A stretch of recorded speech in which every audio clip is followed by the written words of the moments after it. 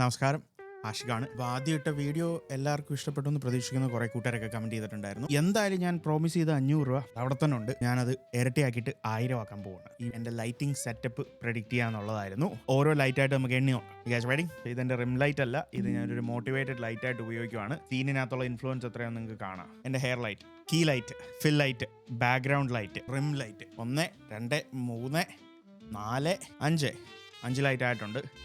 അപ്പോൾ പറ, നിങ്ങൾ ആരെങ്കിലും ഇത് കറക്റ്റായിട്ട് പ്രൊഡിക്റ്റ് ചെയ്തായിരുന്നു? ആ രേഖാചിത്രം കണ്ടു, എൻ്റെ മോനെ നല്ല പടം, അടിപൊളി പടം. ഇതിനകത്ത് ആകെ ഒരു കല്ലുകടി എന്ന് പറഞ്ഞു കഴിഞ്ഞാൽ മനോജ് കേജൻ മടുത്ത് പോയി. ഈ പുള്ളിക്ക് ഇപ്പോഴും മറ്റേ ദിഗംബരൻ്റെ പ്രേതം വിട്ടുമാറാത്ത പോലെയാണ് പുള്ളിയുടെ അഭിനയം കേട്ടോ. അത് ഈ നാടകീയതയൊക്കെ ഉണ്ട്, ഭയങ്കര നല്ല കഥാപാത്രങ്ങളൊക്കെ ഉണ്ടായിരുന്നു. ദിഗംബരൊക്കെ നൈസായിരുന്നു, ഒരു നൈസ് വൈബൊക്കെ ഉണ്ടായിരുന്നെങ്കിലും പുള്ളി ഈ പടത്തിലും പതിവ് പോലെ നൈസായിട്ട് വേർപ്പിക്കുന്നുണ്ട്. സീനിയേഴ്സിനകത്തൊരു സീനുണ്ട്, പെൺകുട്ടികൾ അയാളുടെ ഷോപ്പിൽ സാധനം വാങ്ങിക്കാൻ വരുമ്പോഴത്തേക്കും ഓടി വന്നിട്ട് പറയത്തില്ല, അയ്യോ ഇങ്ങനെ അടിക്കല്ലേ, ഇങ്ങനെ അടിച്ചാൽ തീർന്നു പോവില്ലേ. പുള്ളി അതേ മാനറിസം തന്നെയാണ്, പ്രത്യേകിച്ച് വ്യത്യാസമൊന്നുമില്ല. അതേ സെയിം ഓൾ മനോജ് കേജൻ. വളരെ വെറൈറ്റി ആയിട്ടുള്ള സ്റ്റോറി ടെല്ലിംഗ് ആണ്. നമ്മൾ കറക്റ്റായിട്ട് പോയിന്റിൽ ഹുക്ക് ചെയ്ത് ഇരുത്തും. നമ്മൾ അവസാനം വരെ ശ്രദ്ധിച്ചിരുന്ന് കാണും, അത് ഗ്യാരണ്ടി. ഇനിയും കാണാത്തവരുണ്ടെങ്കിൽ ഈ പടം പോയി കാണാണ്ട് നിങ്ങളുടെ അഭിപ്രായം കമൻറ്റ് ചെയ്യണേ.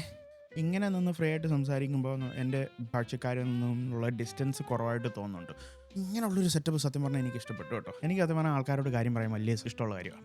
എന്തായാലും ഞാൻ പ്രോമിസ് ചെയ്ത 500 രൂപ അവിടെ തന്നെ ഉണ്ട്. ഞാനത് ഇരട്ടിയാക്കിയിട്ട് 1000 ആക്കാൻ പോവാണ്. ഈ വീഡിയോയുടെ അവസാനം വരെ കണ്ടിരുന്നു കഴിഞ്ഞാൽ അതെന്താ ചെയ്യേണ്ടതെന്ന് പറഞ്ഞുതരാം. ഓക്കെ, പണ്ട് ഞാൻ സ്കൂളിൽ പഠിക്കുമ്പോൾ ക്ലാസ്സിലൊരു പെങ്കൊച്ചുണ്ടായിരുന്നു. ഞങ്ങൾ 3-4 ഫ്രണ്ട്സ് എല്ലാവരോട് ചേർന്നിട്ട് ആ പെങ്കൊച്ചിൻ്റെ ID കാർഡ് ബാഗിൽ നിന്ന് അടിച്ച് മാറ്റി. അന്നത്തെ ID കാർഡ് എന്ന് പറഞ്ഞു കഴിഞ്ഞാൽ റേഷൻ കാർഡ് പോലിരിക്കുന്ന സാധനമാണ്.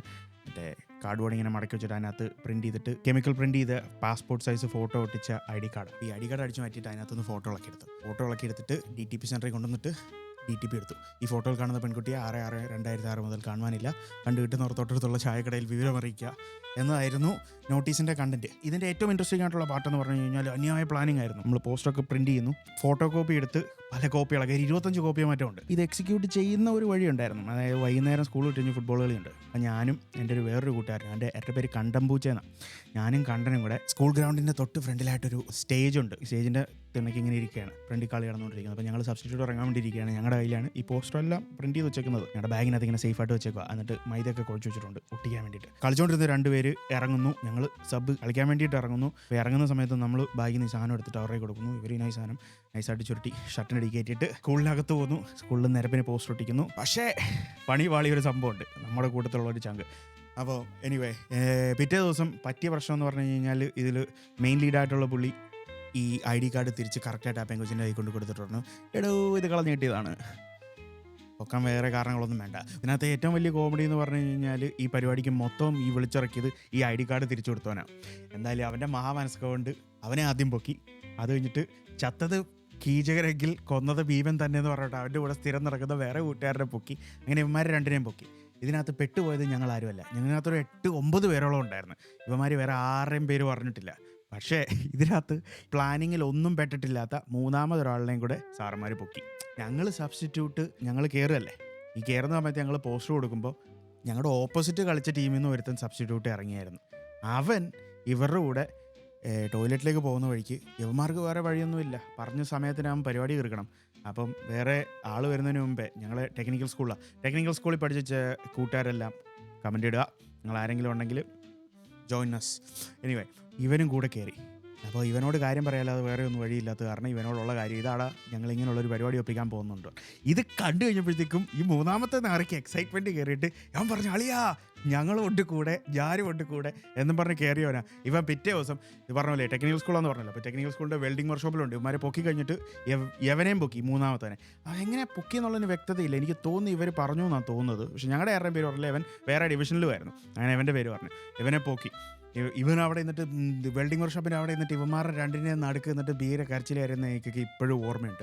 ആ ദിവസം ഞാനൊക്കെ കടന്നുപോയ ആദ്യമുണ്ട്. ഞങ്ങളുടെ ക്ലാസ്സിൽ ഡോണമ്മായി എന്ന് വിളിക്കുന്ന ഒരുത്തനുണ്ട്. ഇവനും ഞങ്ങളുടെ ഈ ടീമിലാണ്. ഓരോ വട്ടവും ഞങ്ങളുടെ ക്ലാസ് ടീച്ചർ വന്നു നിന്നിട്ട് എല്ലാവരും ഉപദേശിച്ചുകൊണ്ടിരിക്കുകയാണ്. വെൽഡിംഗ് വർക്ക്ഷോപ്പിൽ നിന്ന് വേറൊരു അധ്യാപകൻ ഇങ്ങനെ നടന്നു വരും. പുള്ളി ഇങ്ങനെ കോറിഡോറിൽ കൂടെ നടന്നു വരുന്നത് കാണാം. അപ്പോൾ നമ്മുടെ ഡോണമ്മായി ഇങ്ങനെ വിറച്ചിരിക്കുകയാണ്. ഞങ്ങളുടെ തൊട്ട് ഫ്രണ്ടിലാണ് ഇവൻ ഇരിക്കുന്നത്. ഓരോ വട്ടം പുള്ളി നമ്മുടെ ക്ലാസ്സിൻ്റെ വാതിക്കലെത്തുമ്പോൾ ഇങ്ങനെ നൈസായിട്ട് ഇവൻ ഇങ്ങനെ എണ്ണീച്ച് വരുന്നതാണ്. ഞങ്ങളപ്പോൾ ഇങ്ങനെ ഷർട്ടി പിടിച്ചിരുത്ത്, ഇരടോ വണങ്ങരുത്, പൊക്കും. ഇനി ഒരു സംശയം വേണ്ട, എത്ര വയസ്സായി കഴിഞ്ഞാലും ഈ ഒരു സംഭവം ജീവിതത്തിൽ ഒരിക്കലും മറക്കാൻ പറ്റാത്തൊരു അനുഭവം അത്. അപ്പോൾ ചലഞ്ച് എന്താന്ന് പറഞ്ഞു കഴിഞ്ഞാൽ നിങ്ങളുടെ ജീവിതത്തിൽ ഇതുപോലുള്ള മറക്കാൻ പറ്റാത്ത എക്സ്പീരിയൻസ് ഉണ്ടോ എന്ന് വെച്ച് കഴിഞ്ഞാൽ നിങ്ങൾക്ക് ആർക്കെങ്കിലും വെച്ച പണിയായിരിക്കണം, നിങ്ങൾക്ക് കിട്ടിയ പണിയായിരിക്കരുത്. അത് ധൈര്യമായിട്ട് ഇവിടെ വന്ന് കമൻറ്റ് ചെയ്തോ. നിങ്ങളുടെ കൂട്ടുകാരെ ഇത് എക്സ്പ്ലെയിൻ ചെയ്യാനായിട്ട് എൻകറേജ് ചെയ്യണം. ഇവിടെ വരുന്ന കമൻറ്റിൻ്റെ ഏറ്റവും കൂടുതൽ ലൈക്ക് കിട്ടുന്ന ഏറ്റവും നല്ല കമൻറ്റിന് കഴിഞ്ഞ പ്രാവശ്യത്തെ 500-ഉം ഈ പ്രാവശ്യത്തെ 500-ഉം ചേർത്ത് 1000 രൂപ 5 ദിവസത്തിനകം നമുക്ക് ക്യാമ്പയിൻ ക്ലോസ് ചെയ്യാമെന്നുള്ള പ്രതീക്ഷയിൽ 1000 രൂപ ഗൂഗിൾ പേ സ്പോട്ടിൽ തരുന്നതായിരിക്കും. അപ്പോൾ ശരി.